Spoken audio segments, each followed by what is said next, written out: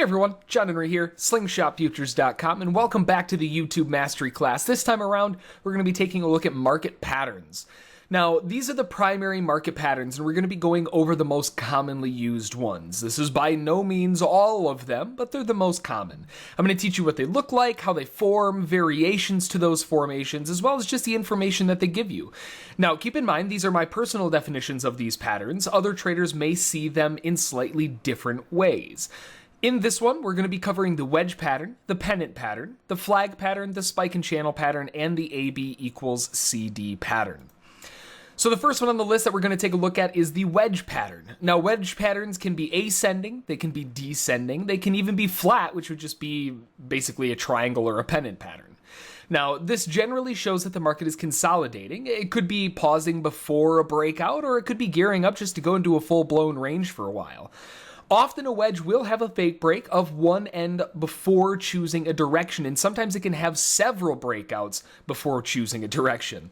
Breakouts of wedges will usually be very obvious. Now, some will break out and they'll never come back. They just break out and they just keep going.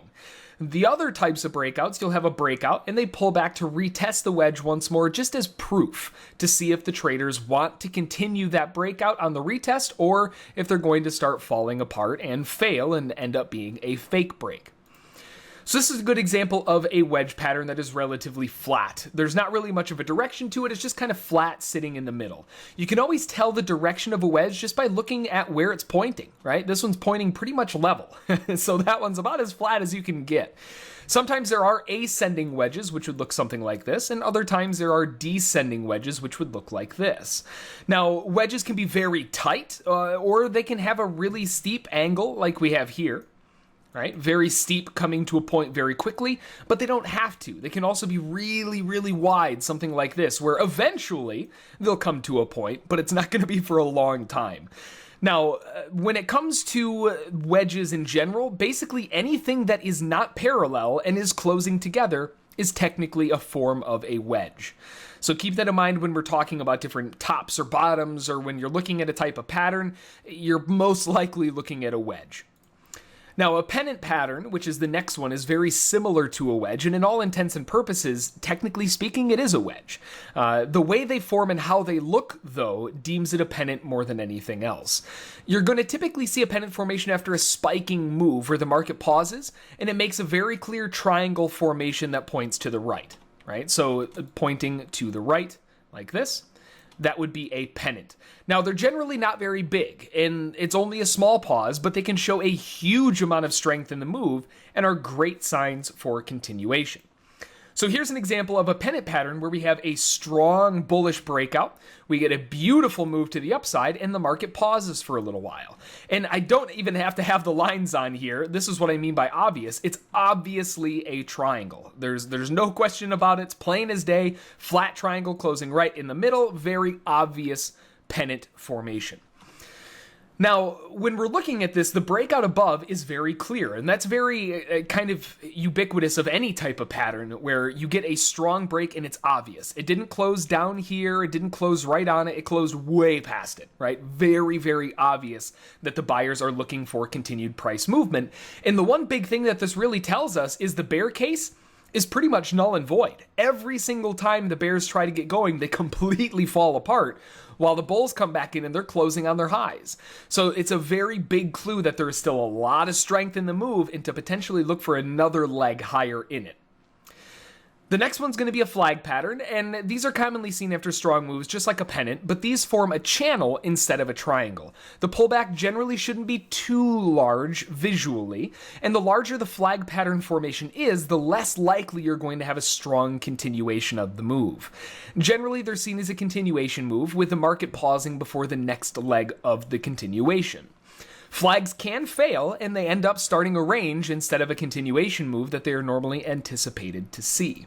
Now, the reason they're called a flag is because you could essentially draw this, my modern Picasso skills here, you can draw it and it looks like a flag, right? That's why it's called a flag. You have a big, strong move in one direction, and the market pulls back for a little while, and the pullback forms a parallel channel. Right? Both of these lines are parallel to each other. They will never intersect at any point in time.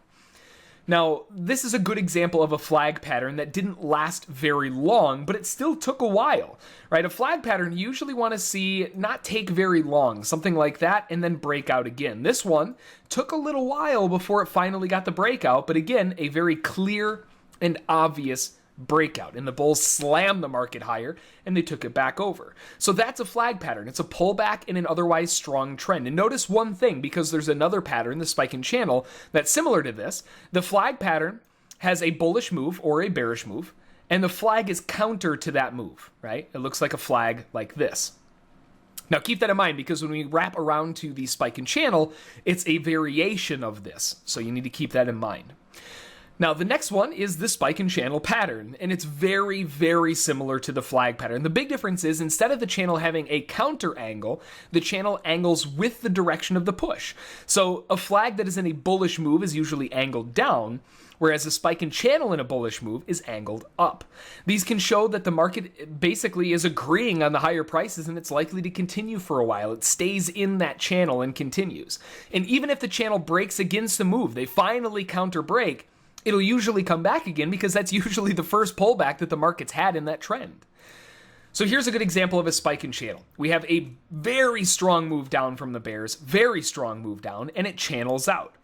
You can draw this off of the lows, copy paste it on the highs. You could draw it on the highs, copy paste it on the lows. Either way, these are parallel lines. They will never intersect. It is a channel. This shows that the bears have a lot of strength and are looking to continue the move lower. And even if it does break, you get a counter break right there where it breaks above. The sellers immediately swarm back in and slam it right back down to the lows once again. That's very common to see with this type of movement, because again, this is probably the first pullback of really any substance, even though it's not that big. It's the first pullback that they've had since this massive drive lower. There are going to be a lot of traders who have been waiting to jump on board on something like this and pile drive that thing back down. And then the final one, AB equals CD patterns. Now, the AB equals CD pattern is a pattern that forms two portions of a leg that equal each other. This can be seen as a strong spike higher, a pause, or a little bit of a pullback, and then a second push higher that equals the distance of the first push. This is also a way to measure for targets on patterns like the pennant or the flag. It gives a great idea as to where the market is likely going to go, and once it gets there, where a lot of traders are likely to exit their trades, which could cause a pause, sometimes even a reversal, at least a bounce in the markets. Here's a really good example of an AB equals CD pattern. We have a very strong move down, so you measure from the top to the bottom of that initial leg. They form a little bit of a flag pullback right here, and they continue the drive down. Very aggressive bearishness. Where are they likely going to stop? Well, they're likely going to stop at an equidistant push of the A to B leg. So A to B equals the C to D leg. And you'll notice 100% exact measured. That's where you start seeing all of the market pausing, all of the bouncing, all of the back and forth. It gets really messy inside here, because that's where everybody is liquidating their positions.